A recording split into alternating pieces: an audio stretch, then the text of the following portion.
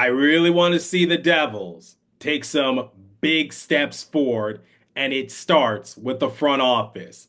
If the Devils don't improve, will Tom Fitzgerald be on the hot seat?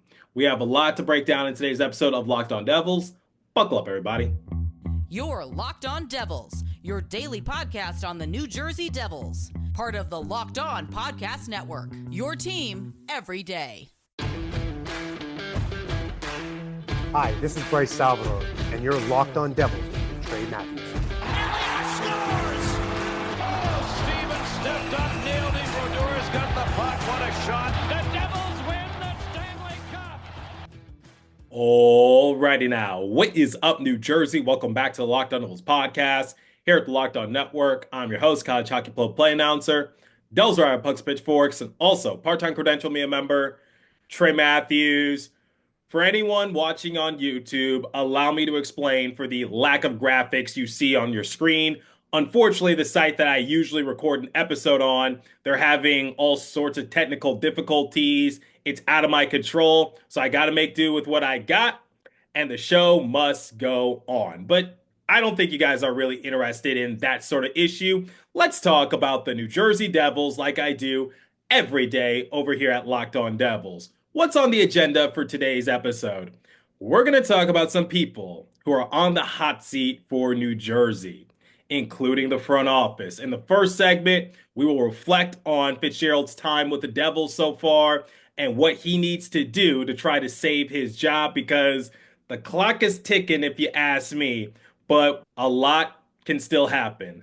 Then in the second segment, a lot of people have various thoughts as to how the Devils should approach the offseason, like who should stay, who should go, which contract should be off the books. I decided to list some players from most likely to be traded to least likely to be traded. So I narrowed it down to 4 players, and I will give you my thoughts on the matter. Then in the third and final segment, let's end on a positive note. I will share my thoughts as to how I think the Devils will approach the offseason. I want to be optimistic. I want to give you guys some hope. I don't want to end on a sour note. All right, let's begin with Tom Fitzgerald. Now, it's worth mentioning that Fitzgerald signed an extension with the Devils back in January 2024. It was a multi-year extension, so we don't really know how much longer his contract will last with the Devils, because multi-year extension, that could be 2 years, that could be 5 years. We don't really know, but let's just look back at some of his accomplishments during his tenure with the Devils so far. He was able to extend Jack Hughes to a reasonable contract. In fact, people say that it's one of the best contracts in the NHL, given Jack Hughes' ceiling, what he's already accomplished. People feel as though the Devils got a steal. Now, the big thing is Jack just has to remain healthy, but we've been talking about it the past few seasons. Nico Hischier was named the 12th captain in Devils history. Obviously, the extension took place during Ray Shero's era. May God rest his soul. But I'm sure Fitzgerald will try to extend Nico when he becomes a UFA in 2 years. So when I say the clock is ticking, that's also what I'm referring to. Jesper Bratt extended by Fitzgerald. Timo Meier was traded from the Sharks to New Jersey. Then he signed an 8-year extension. Meier is a big power forward, and people of his caliber don't just grow on trees. Dougie Hamilton, people have so many opinions when it comes to Dougie, but here's something you cannot deny. The Devils wouldn't be in this situation if it weren't for Dougie. What I mean by that is they wouldn't be a hot spot if Dougie didn't sign the contract a few years ago back in 2021, because Dougie was a highly sought after free agent. And the fact that he signed with the Devils, I would argue and say that put them back on the map somewhat, because more people wanted to join the Devils. So take it however you want to take it. That's just my opinion. Fitzgerald got Jacob Markstrom and Jake Allen on reasonable deals. The Canadians retained half of Allen's contract, and then the Flames retained 33% of Markstrom's contract. Some notable draft selections: Luke Hughes, Shimo Nemitz, Nico Dawes, Mike Yegorov, Lenny Haminaho. I know I'm missing a few others, but we do have limited time. Now, when Fitzgerald took over during the 2019-2020 season, obviously the Devils were in the midst of a rebuild. Everyone knew that. At that point of time, it was just a matter of like, who would the Devils get in the draft? Could they unload PK Subban's big contract? Is Nico Hischier going to develop into the two-way superstar that everyone wants to see out of him? Those were basically the big questions surrounding the Devils. It wasn't a matter of getting to the playoffs. It was just after the Taylor Hall era, where do the Devils go from here? But fast forward to the 2022-2023 season, the Devils impressed a lot of people. 50 plus wins. That was also the season that they got Timo Meier, Curtis Lazar. Then during the 2023 offseason, they traded away Yegor Sharangovich for Tyler Toffoli, which seemed like a good idea at the time, but given the contract that Toffoli signed with the Sharks, I could see why Fitzgerald didn't want to keep him around. But it kind of sucks now the Devils lost Sharangovich. But last year, the Devils underperformed. They missed the playoffs entirely. Some players just weren't the same as they were a couple of years ago. They were dealing with some injuries. Lindy Ruff got the boot. Travis Green was named the interim head coach. Last offseason, the Devils partnered with Sheldon Keefe. He's now behind the bench. I think he is the right man for the job. For better or for worse, I hope Sheldon Keefe sticks around with the Devils because the young guys, they need a consistent voice in the locker room. This season, I think it's safe to say the Devils underperformed once again. Yes, they made it back to the playoffs, which is technically an improvement from last year, but having spoken to all the players, everyone agrees this is uniform among the team. The team severely underperformed. They're not a mediocre team. They're not a middle of the pack type of unit. Sheldon Keefe even said during his respective exit interview that the Devils ranked 16th out of 32 teams. Average is not good. A lot of people are gunning for Fitzgerald. They say that he needs to be fired. They're saying that he hasn't really done anything. Look, I didn't think Fitzgerald was really going to do much during the trade deadline a few months ago because I said, what's he going to do? Andre Palat, he has trade protection. Dougie Hamilton, he has trade protection. Eric Halla has trade protection. I don't think you're going to get much for Dawson Mercer. And even then, Jack Hughes was already ruled out for the rest of the season. So even if the Devils did make it to the playoffs, which they ended up doing, they're not really going to be much of a threat. They're going to be handled with ease. And they were handled with ease by the Hurricanes. They beat them in 5. But now we're at the offseason, and I mentioned it in the previous episode. I really hate to use this example. I think a lot of people are going to come after me, but just look what the Rangers have been doing the past few months. They've been unloading on some big time contracts so that way they can become buyers during the offseason. Are they going to try to go after Sam Bennett? Are they going to go after Mitch Marner? We're just going to have to wait and see. But let's go back a couple seasons. The 2023-2024 year for the Rangers, in which they were the President's Trophy winners. Obviously, they didn't really make that much noise in the playoffs. They beat the Capitals, but they were handled in the very next round. But anyway, digressing a little bit, Chris Kreider, it's official. He's gone. He had 75 points that season. Mika Zibanejad, he is on the trade block. He had 72 points in 81 games played that year. Alexis Lafreniere, he is also on the trade block. He could be gone. Keandre Miller, same thing. Jacob Trouba, the captain, gone. Capo Caco, gone. If the Devils really want to change their roster, they need to unload on some big time contracts. And I don't want to hear the excuse from Fitzgerald saying that they came in second or I don't know what depth scoring is. No, that concerns me just a little bit because you need to have a plan so that way the Devils can have a successful offseason and thus they could get back to where they were a couple years ago. I also don't want him to make the same mistake that he's been making the past few years, which is just adding one player is not going to be the difference maker. It goes hand in hand. People say, what do the Devils need? The Devils need depth scoring. They need physicality. I think they could use a little bit of everything. Everything goes hand in hand. In fact, they should be looking for a backup goalie if they're not ready to make Nico Daws the everyday backup.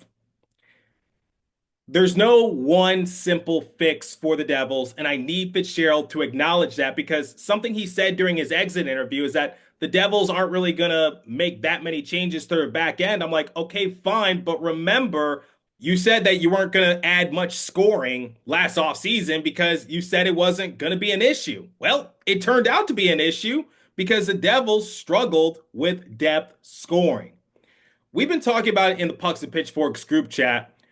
Is Tom Fitzgerald on the hot seat? In my opinion, I think his seat is feeling a little warm.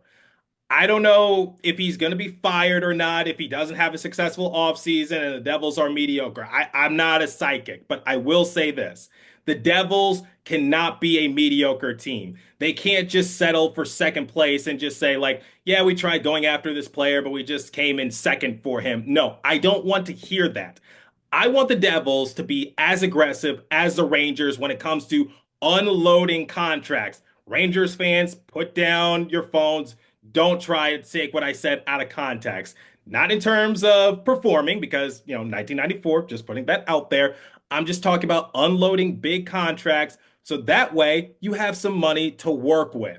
So I think Fitzgerald, I've defended him, but I'm sure he's feeling the pressure a little bit to make some serious changes to the roster. There is such a thing as blowing it up without rebuilding. I don't think the Devils are going to trade any of their core players, but I do think there's some options they can turn to. We're going to talk more about players that might be feeling the hot seat momentarily, but before we continue, let me tell you guys about Wonderful Pistachios. Looking for a snack that's both delicious and nutritious? Crack into a good source of protein with Wonderful Pistachios. Wonderful Pistachios is one of the highest protein nuts. Each 1 ounce serving has 6 grams of protein, giving you over 10% of your daily value. Plus, they're packed with fiber and better for you unsaturated fats. You will be feeling fuller all day long. Personally, I love the no shells variety. It's a perfect grab and go snack for busy days. Whether I'm stacking at my desk, on a road trip, or just need a quick protein boost, they're always my go-to.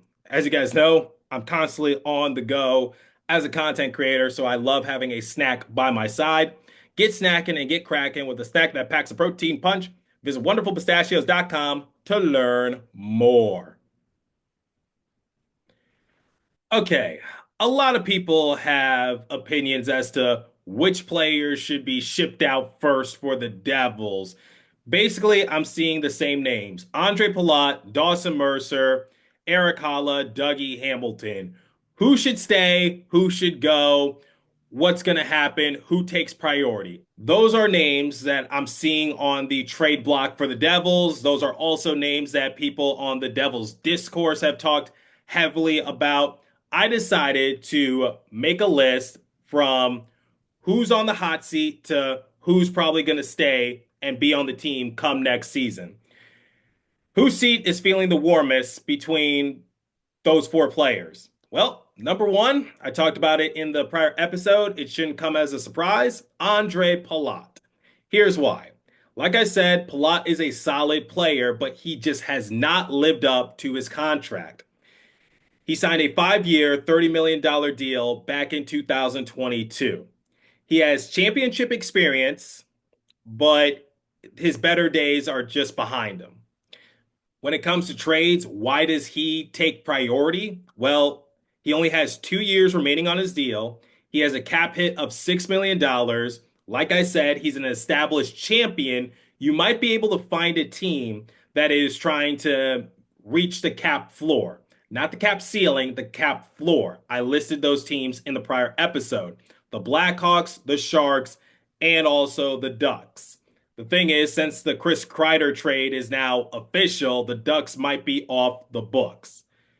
Andre Palat does have trade protection, but similar to what I also said in the prior episode, Fitzgerald has to find a way to get Palat to waive his no movement clause and his modified no trade clause.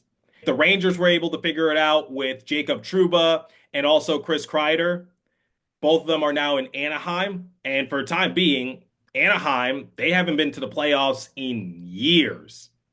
But then again, it's Southern California, not too far away from Disneyland. I'm sure a lot of people would love to live in California, the Golden Coast. But digressing a little bit, I think if the Devils want to have a successful offseason, Andre Palat, his contract has to come off the books.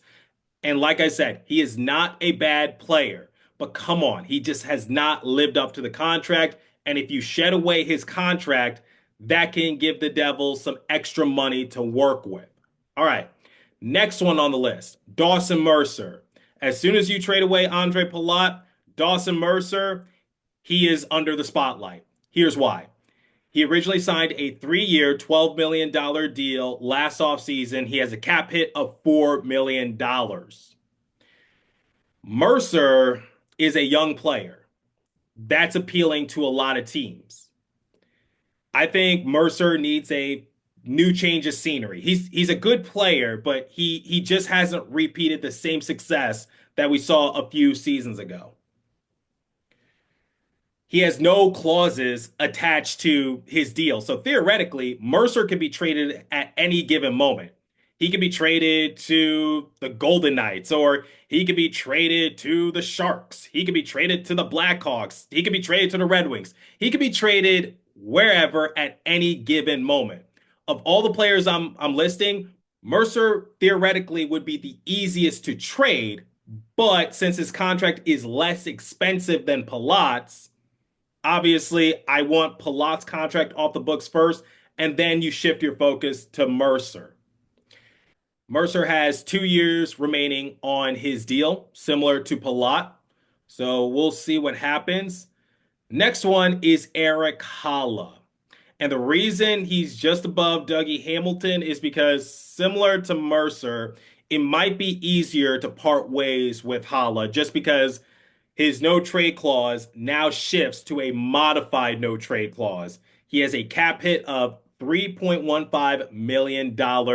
And on his modified no trade clause, he has 6 teams that he does not want to be sent to. That's a little easier compared to Palat because Palat has 10 teams. And I'm going to assume that Haula does not want to be dealt back to the Hurricanes. That's just an educated guess. Haula has only played on playoff caliber rosters. I'm sure there might be a playoff team that's willing to take someone like Haula, someone who works the corners, someone who does faceoffs, someone who is capable of scoring, but obviously he got into somewhat of a funk this season. Haula is very interesting because he does bring a lot to the table, but we just didn't see it this past season. Last season, it wasn't really his fault as to why the Devils were struggling. I don't think there was ever a concrete example where we would just point at Haula and just say, why is he on the roster? But this is a tough business and tough decisions are going to have to be made. So Haula under Palat and Mercer. And the last one is Dougie Hamilton. The reason I say that Hamilton is the safest between all those players is because it would be really hard to trade Hamilton because he has 3 years remaining on his deal. He has a cap hit of $9 million. He originally signed a 7-year, $63 million deal, and he has trade protection similar to Palat. I don't think there's going to be a team willing to take on Hamilton's contract if we're being completely honest. So James Nichols actually reported on it a few weeks back, and he said that if he had to take a guess, he would say that Hamilton remains on the Devils roster. So there you go. There's my list. Between all 4 of those players, Palat most likely to be dealt away. In fact, it has to be a priority to get rid of him just to free up some money. Then Dawson Mercer because he would be the easiest to trade between the 4. Then Erik Haula, he only has 1 year remaining on his deal. It's not really expensive, but his no trade clause shifts to a modified no trade clause. Holla's also an interesting player and he's beloved in the locker room. And then Hamilton. I just don't see Hamilton being dealt. It won't be easy, but that's what the Devils are going to have to work with. So that's my prediction. Devils need to get rid of Palat above everything else. That's where I stand with all four of those players and how the Devils could potentially free up some cap space. Okay, let's shift to something more optimistic. Will the Devils have a successful offseason? Do I have faith in Fitzgerald to get the job done? I know I've been pessimistic the last few episodes. Just here are my thoughts. I think it's completely doable for Fitzgerald to free up some money because if you can't trade away Palat, you can buy out his contract. You can trade Dawson Mercer at any given moment. I think there's a lot of playoff teams that would like to have someone like Eric Holla on their roster because Holla's only missed the playoffs twice in his career. The first due to injury, the second one was with New Jersey last year. Dougie Hamilton, more likely than not, won't be dealt away. Still too much time and too much money remaining on his contract, and he has trade protection. I'll just say this. If the Rangers were able to do it, I think the Devils can do it too. Because I think Fitzgerald is very serious about changing the roster come next year. And I think he's learned from his mistakes, which is it's not just going to be a quick fix. It's not just going to be one player to be your saving grace. You need to find all sorts of pieces to make this engine run a little bit more. So I do have faith, and I do think the Devils can definitely work something out. It won't be easy, but it's really time for the Devils to take that next leap forward. Now, keep in mind, it usually does take time to win a championship. For example, Aaron Ekblad, it took him many years to win a Stanley Cup with the Panthers. Alex Ovechkin, it took him many years to win a Stanley Cup with the Capitals. Will the Devils become Stanley Cup contenders come next season? Only time will tell, but I do want to see them take some leaps forward. I want to see them win 5 games in a row at some point. They haven't done that in like 2 seasons. They should not be middle of the pack. And it starts with the front office really taking initiative to change the roster around and make some tough decisions. Because it is a business. It doesn't get any easier. Something I couldn't do. But I do think the Devils need to start performing better within the next year or so. Otherwise, you could see some people walk. Because I talked about this with Mike Moriel of NHL.com last year during the summer. The Devils should not be a playoff team, then they miss the playoffs, then they're a playoff team, then they miss the playoffs. No, can't do that. And their core has a decent amount of NHL experience. Jack Hughes has plenty of NHL experience. Nico Hischier and Jesper Bratt, they're both creeping in on 10 years of NHL experience. Timo Meier, he's been in the league for quite some time. Same with Dougie Hamilton. Obviously, Jacob Markstrom and Jake Allen, both of them are very old. They've been around for a long time. Jake Allen was teammates with Martin Brodeur when Brodeur played his final NHL season with the Blues. So we're just going to have to wait and see, but that's basically what I want to see from the Devils moving forward. I really want to see Fitzgerald be aggressive and go after it because like we've been discussing in the Pucks and Pitchforks group chat, he might be on the hot seat if the Devils really don't take that initiative first step. But let me know your thoughts. Do you think Fitzgerald is on the hot seat? And who do you want to see be dealt the most off of the Devils roster? I'm curious to hear your thoughts. Leave a comment down below if you're watching on YouTube. If you're listening on podcast streaming service, hit me up on my personal X Page app at TreyMatt4 or the show's X Page app at Locked On Devils. As for today's episode, that's all the time I have for you. Continue to stay safe. Have a wonderful day, New Jersey. Go Devils. I'll catch you guys next episode. Thanks for listening once again.